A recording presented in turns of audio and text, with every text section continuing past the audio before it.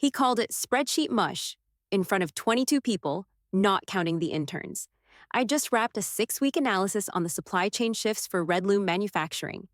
That account had been mine for almost 4 years. I knew every variable down to the shipping vendor delays in Arkansas. This wasn't some template crap. I'd built it piece by piece with a junior team and 2 late-night burrito-fueled weekends. Craig didn't care.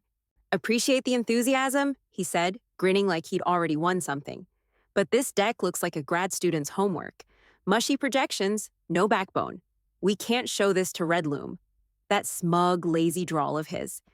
He didn't even look up from his damn tablet. Everyone laughed, like he was some kind of genius with charm. I felt my jaw tighten, but I stayed quiet. I wasn't going to beg for the floor back, not in front of that crowd. "My team will take it from here," Craig said. "I'll lead the client presentation next week.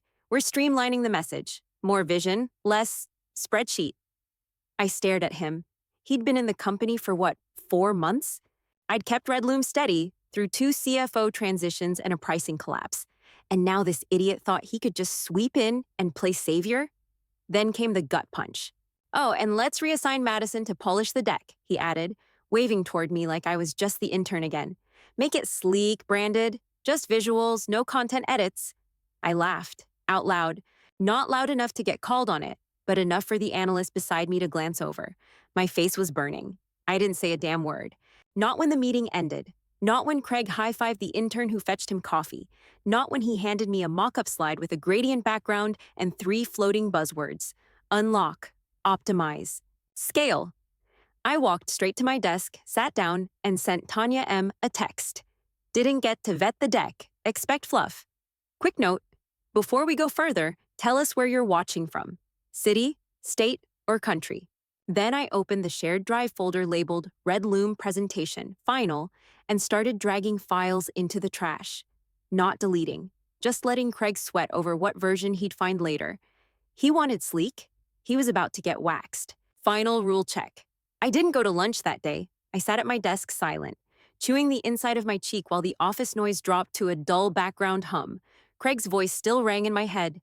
"She's solid, but past her prime." "Two in the weeds," he'd said to one of the junior analysts. Ben, I think. They were standing by the printer. I'd gone to refill my water and caught the tail end of it. "Needs to let go. Time for a new face on Red Loom." Ben didn't say anything back. Just nodded like a scared intern. I didn't blame him. I didn't even make eye contact as I walked past. I shut my office door. No sign, no explanation. Just a quiet click. Then I pulled the bottom right drawer open. There it was. Leather worn smooth on the edges. Tanya M. scratched into the corner like an afterthought. I hadn't touched the notebook in years, but I knew it would be there. I kept it close, like a backup generator for moments exactly like this. Inside were my scribbled notes from when I first started on Red Loom, back when we were still modeling out the plant expansion options and trying to figure out how to stop them from bleeding money through inventory bloat. Tanya didn't write much, but when she did, it landed like a sledgehammer. On page 12, in her slanted surgical handwriting, "Don't pitch. Teach. Win with clarity." That snapped something into place. I opened the shared folder again and pulled up Craig's version of the Red Loom deck. 34 slides of polished garbage. Title slides with fake energy. Shifting the future. From grit to growth. Animated arrows pointing at nothing. Stock photos of factories he'd never stepped foot in. The numbers were fluff. Forward projections with 0 baselines, made-up compound growth rates, a strategy funnel that didn't even match their last quarter's output. It looked like a case study someone bought off LinkedIn. He wanted sleek? I'd give him steel. I minimized the file and opened a clean Excel doc. Quietly, without saving anything to the shared drive, I started rebuilding our real analysis. The one I'd submitted before he tossed it. I didn't touch the formatting. I didn't even change the layout of his slides. I just opened the embedded charts, one by one, and replaced the junk numbers with the actual data we'd collected. The real cost deltas, the correct throughput timelines, the actual vendor lead times. Every edit I made, I took a screenshot for my own archive. I saved everything locally, quiet, clean. Then I rewrote the speaker notes. Subtle shifts. Instead of Red Loom has a clear path to 4x growth, I typed, "Here's how Red Loom can consolidate 2 plants and still boost output by 18%. No jargon, no buzzwords, just facts." Tanya's voice rang in my head with every line. Don't sell, explain. I worked late that night. No music, no distractions, just me, a stale granola bar from my drawer, and a mission. Craig would get to stand at the front and spew his pitch. He'd click through my slides like they were his. But the bones would be mine. The structure, the substance, all mine. And if anyone in that room knew how to listen, they'd feel the difference. The next morning, I turned the revised file in under the same name. Didn't say a word. I let the silence do the work.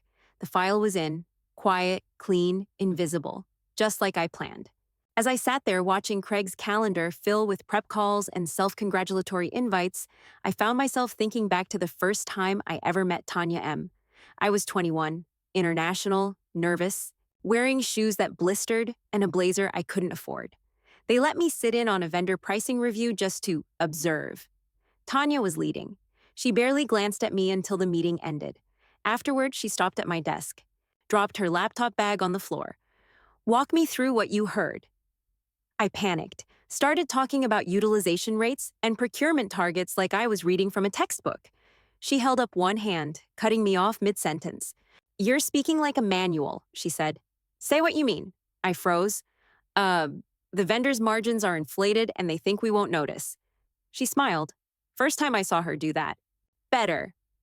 That one sentence, say what you mean, changed everything. I started rewriting every email, every model note, like I was talking to someone who didn't have time for filler, which, with Tanya, was always the case. She never praised. She never babysat. But when the Red Loom account first landed, back when they were losing $6 million a year on misallocated freight, Tanya picked me to help build the solution model. Just me. No manager middleman.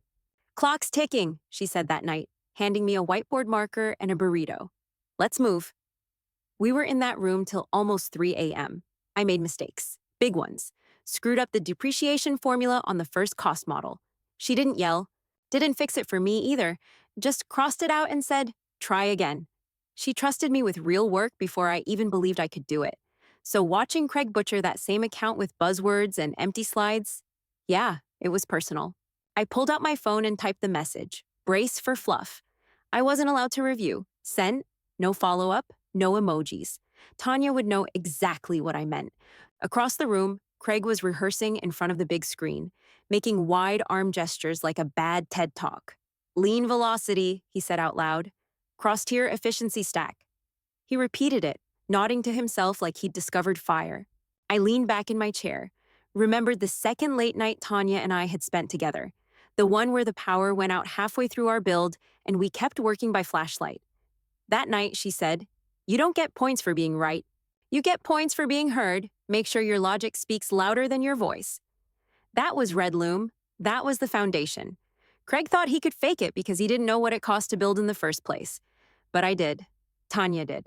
And I just slipped the real engine under his shiny hood without him even noticing. Let him drive it off the lot. Craig showed up to Red Loom's headquarters, dressed like he was running for office. Crisp navy suit, no tie, big fake grin.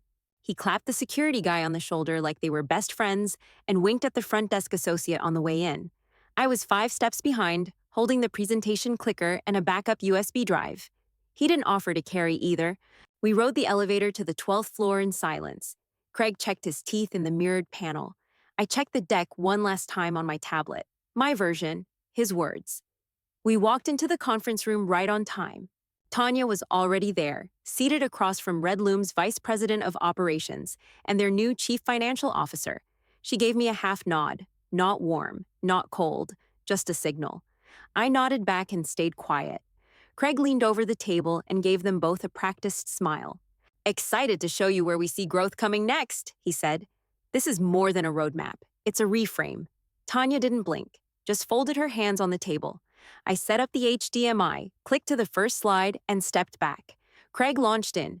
"Let's talk velocity. Let's talk acceleration across your value chain. Red Loom is sitting on what we're calling a stackable advantage. Your assets have verticality." Verticality? Jesus. Slide after slide, he laid it on thick. Efficiency stacks, solution layering, organic acceleration levers. There were no numbers, no targets, just abstract shapes and arrows looping in on themselves like a 5th grader's science project. Red Loom's CFO was stone-faced. VP of Ops tapped his pen on the table the entire time. Tanya watched quietly. No expression, no interruptions. Craig was thriving on the silence, thinking it meant they were hooked. "Let's jump ahead," he said, skipping 3 slides. "Here's where the next 4 quarters explode with upside." He showed a chart I'd built, my exact layout, but with inflated forecast numbers he'd dropped in 2 nights ago. Tanya raised her chin slightly. "This forecast," she said calm and even, "is based on what data set?" Craig blinked.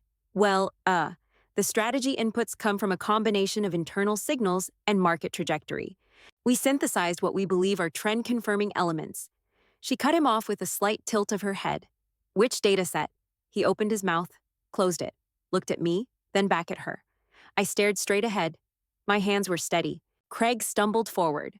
"We took liberty extrapolating from last year's Q3 rebound and matched it to industry optimism." No one moved. Then my laptop pinged. A private Teams message lit up from Tanya. "He's clueless." Pulling the plug. "Lunch tomorrow?" I typed back one word. "Yes." Craig kept talking, now rushing. "We wanted to show vision, not get too bogged down in constraints." The CFO raised an eyebrow. "Constraints are our job." Craig laughed a little too loud. Sure. I just meant in a narrative sense." Tanya closed her folder. "Let's pause here." Craig froze, hand still midair. "We've seen enough," she said. "Thank you." The VP of Ops stood up. No handshake. Just grabbed his notebook and walked out. Craig looked around confused. "Wait, that's it?" Tanya stood slowly. "Yes." She turned and walked out without another word. I followed. In the hallway, Craig caught up. "What the hell just happened?" "She asked you a question," I said, pressing the elevator button. He looked like he wanted to argue. Then he glanced down at my laptop, still clutched in my arms, and thought better of it. I didn't say anything else. Just stepped into the elevator when the doors opened and hit the lobby button. Behind me, Craig cursed under his breath. And I smiled. Quietly. Craig stepped into the elevator right as the doors were closing. Still grinning. Still oblivious. "Crushed it," he said, adjusting his cuff like he'd just walked off stage at a keynote. "You see Tanya's face? Speechless." I stared at the floor numbers ticking down. 12, 11. He turned to me. "And your clicker timing? Flawless. You kept up, hit every beat. That's why I wanted you on visuals. Clean delivery, no clutter." I nodded once. Didn't speak. My jaw was tight, but I forced the corners of my mouth up into something that could pass for a smile. "Redloom sold," he said, like it was already in the bag. "We'll get that follow-up locked in by Friday. Might need you to mock up a few roadmap sketches, just to reinforce the vision." "Sure," I said flatly. 9, 8. He tapped his phone, already drafting an email. "Might post a little teaser tonight. Nothing too heavy, just some thought leadership stuff. Keep the buzz alive." I didn't respond. He didn't notice. When we hit the lobby, he gave me a little shoulder tap on the way out. "Celebrate, Madison. Big win today." I watched him walk off, still typing. Then I exhaled. Back at my desk, I booted up my laptop, opened Outlook, and saw the subject line right at the top. FWD, Redloom Strategic Planning, Internal Roundtable. No Craig on the invite list. Tanya had looped in 5 names, all serious players. She forwarded it with no note, no explanation, just gave me a front row seat to the fallout. I stared at the screen for maybe 5 seconds. Then I got to work. First, I pulled up the real numbers again. Not Craig's Frankenstein projections, but the actual cost center breakdowns I'd run in week 2. I packaged them into a locked doc, labeled cleanly and stripped of all the fluff. Saved it locally, then backed it to an external drive, just in case. Then I went into the shared folder Craig had been using and duplicated every slide deck version I could find. Timestamped everything. Created a quiet audit trail, no edits. Just evidence. I wasn't sabotaging him. I was preparing the crash pad for the rest of us. Because Redloom wasn't going to stay quiet forever. Tanya wasn't going to pretend Craig hadn't just wasted their time. And when the real questions started rolling downhill, I wasn't about to get caught holding his script. By 5:30, I had everything cataloged and sorted. I stayed late, headphones in, eyes on the screen. No music playing, just noise-canceling silence while I worked. Every correction I made was subtle. No fingerprints, no hero moves. Let Craig have his fake victory lap. The smoke was already rising. Tanya chose a place in Midtown. White tablecloths, low noise, no music, and no menu unless you asked for one. I showed up 5 minutes early. She was already seated, scrolling through her phone with one hand, glass of water untouched in front of her. Madison, she said, not smiling. Just a short nod, like we were cutting straight to business, which of course we were. I sat down. The waiter approached, but she waved him off. Give us a minute. She reached into her bag and placed a slim black folder on the table between us. I opened it. First page, offer letter. Executive Strategy Director. Reporting directly to Tanya M. Salary, triple what I was making. Bonus structure tied to performance metrics I actually respected. Office listed as Red Loom HQ, start date blank. Left for me to fill in. I flipped the page. Benefits, relocation if I wanted it, full staffing authority. You're wasted there, Tanya said, sipping her water now. You've been wasted for a while. I didn't argue. She knew. I knew. No point saying it out loud. She leaned back in her chair. Take who you need, quietly. Sasha's solid, Ellie's surgical, maybe Marcus if he's not still trying to play both sides. I tilted my head. He is. Then skip him. She didn't blink, didn't try to convince me. The offer was already real. This wasn't recruitment, it was logistics. Clean break? I asked. Cleaner than you deserve, she said. But you've earned it. I flipped the folder closed and rested my hands on it. I'll need 3 weeks. You've got one. Fair. We didn't toast. Didn't order food either. Tanya wasn't here to bond. She was here to execute. I respected that more than any fake team-building lunch I'd ever sat through. She reached across the table and slid her phone toward me. Craig's face was front and center on a LinkedIn post. Red Loom is locked in. Strategy on fire. Ag, growth baby, level up. I stared at it. Full body photo. Caption like he was dropping an album. I handed it back. Tanya raised an eyebrow. He actually thinks they're on board. He's blind. No, she said, standing. He's done. We walked out without another word. I stepped onto the sidewalk, folder under my arm, heart beating steady. The weight of that offer didn't scare me. It felt like mine already. Inside, I was already building the org chart. Sasha for operations, Ellie for analytics. Maybe sneak in Jacob from procurement once the dust settled. People who knew how to keep their heads down and their output sharp. Craig could keep posting hashtags. The foundation was moving underneath him, and he didn't even feel the shift. Let him celebrate. We were already gone. I handed in my resignation Tuesday morning. No 2 weeks, no long goodbye email. Just a signed PDF dropped into HR's inbox and a short subject line. Final notice, Madison R. By the time the office started to fill up, I was already gone. I walked straight to HR, dropped my laptop, badge, and a clean backup drive on the desk. No one asked questions. They just looked at the envelope, then at me, like they didn't want to get involved. Smart. I didn't stop by my desk. I didn't check for messages. I left the building like I'd forgotten something and didn't plan to come back. In the parking lot, I sat in my car for a minute and texted 2 people. To Sasha, clean break. Want in? NDA applies. To Ellie, same deal. Fast move. You in? No need to explain. They knew what I meant. And more importantly, they trusted me enough not to ask for details. The offer would come, just not through company channels. Wednesday passed. No response from Craig. No one reached out. By Friday, Sasha and Ellie were gone too. No drama. No warning. They just vanished. Slack accounts deactivated, seats empty. Craig didn't notice at first. He was too busy huddled with the finance lead, planning some strategy broadcast for the next quarter. But then someone asked about a model update, and Ellie's folder was empty. Where's the forecasting logic file? One of the interns asked during a review. Craig looked up. Ellie's got it. The intern hesitated. She doesn't work here anymore. I wasn't there to see his face, but I could picture it. That delayed confusion, like a man looking for a light switch in a burning house. And still, I didn't gloat.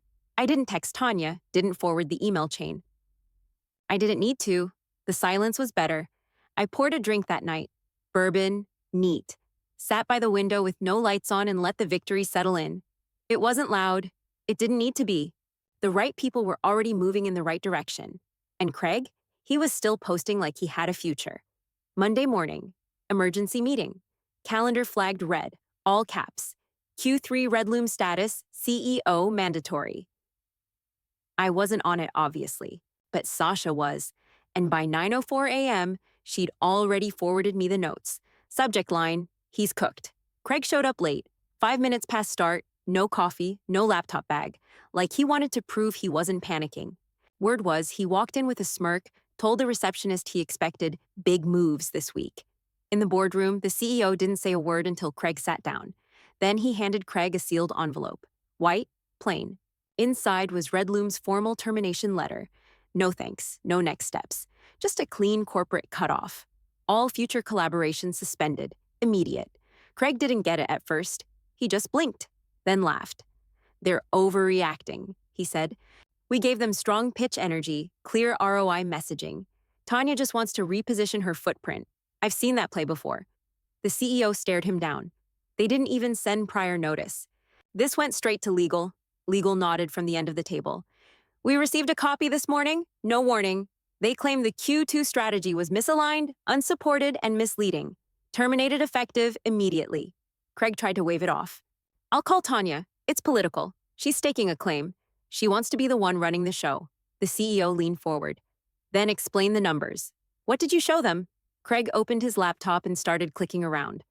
We used the latest deck. Madison cleaned up the visuals. We went lean. No noise. Pull it up, legal said.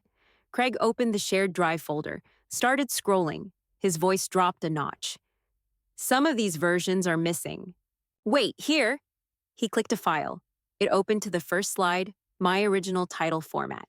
He looked confused. Flipped to the next slide. That's when he saw the embedded comments. Timestamps. His name. Rejection edits in bright red. Strip this out, too dense. Let's inflate this target a bit. Looks better. Data not needed, make it pop. The CEO asked, This is your work? Craig hesitated. That version's old. Timestamp says 2 days before the pitch, legal said. Created by Madison R., modified by Craig L. He tried to backpedal. It was a collaborative build. I simplified her format, that's all. The CEO read one comment aloud. Let's toss in some vision here. Doesn't have to match. He looked up. You wrote this? Craig rubbed his forehead. It was about tone. Look, we needed optimism in the room. And instead, you lost the account, the CEO said. Silence. Then, leave the room. Craig looked around like he hadn't heard it right. Now, the CEO repeated.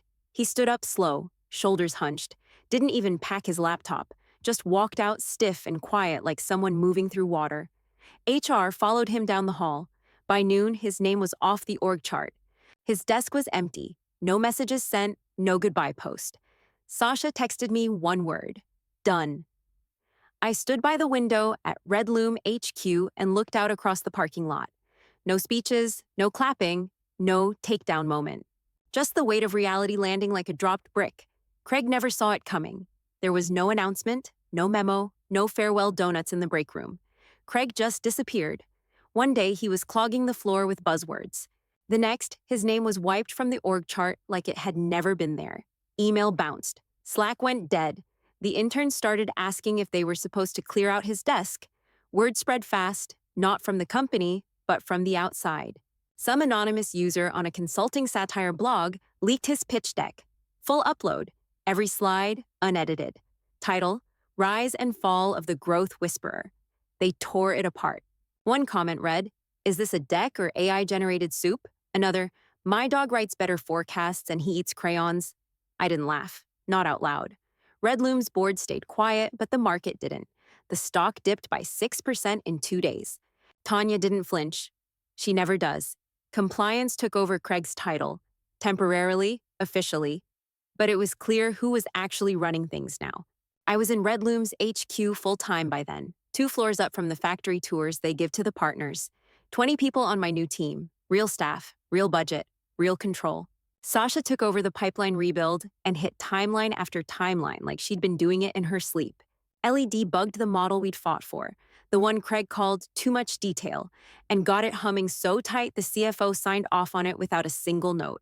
We didn't waste time celebrating. There was too much cleanup. But we moved fast and no one dragged their feet. The energy was different, focused. Nobody was trying to be a thought leader. They just worked. That Thursday, Tanya stopped by my new office. No knock, just walked in like she owned the building. Which, in a way, she did. She dropped a coffee cup on my desk and leaned against the wall. Everything running? She asked. Systems are green, pipelines ahead of schedule, forecasts locked. She nodded once, then held up her own cup and waited. I raised mine to match hers. Best spreadsheet mush I ever invested in, she said.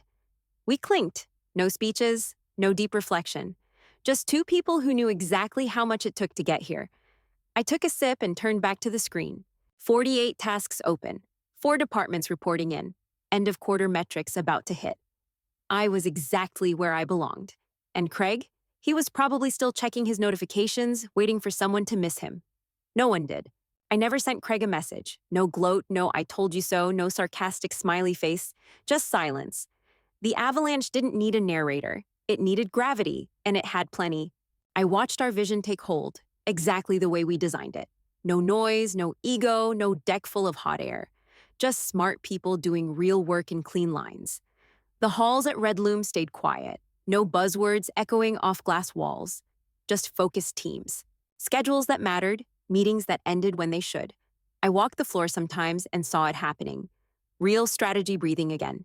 Ellie on her second rebuild round without a single exec override. Sasha running ops like a surgeon, calm and 2 steps ahead. Tanya barely had to show face. That's how well it was working. My calendar stayed full, but it was clean. Decisions, not distractions. No backpedaling. No salvaging disaster decks at midnight. One afternoon, I grabbed my coat and stepped outside. Downtown was gray, steady, perfect. The wind sharp enough to keep you honest. I walked a few blocks past the same corner where I used to kill time before meetings, circling the block to avoid seeing Craig coming down the street. Not anymore. The office we came from, the one he poisoned, sat across town, still pretending it had a future, still posting buzzwords and weekly updates, like relevance could be faked. I reached into my pocket and pulled out my phone. Scrolled to the screenshot I'd saved months ago. Red Loom is locked in. Strategy on fire. Itzak growth baby. I stared at it for a second, then smiled, not because he lost, but because we didn't need to say a word to win. Arrogance is loud, but skill? Skill speaks once, and then walks away.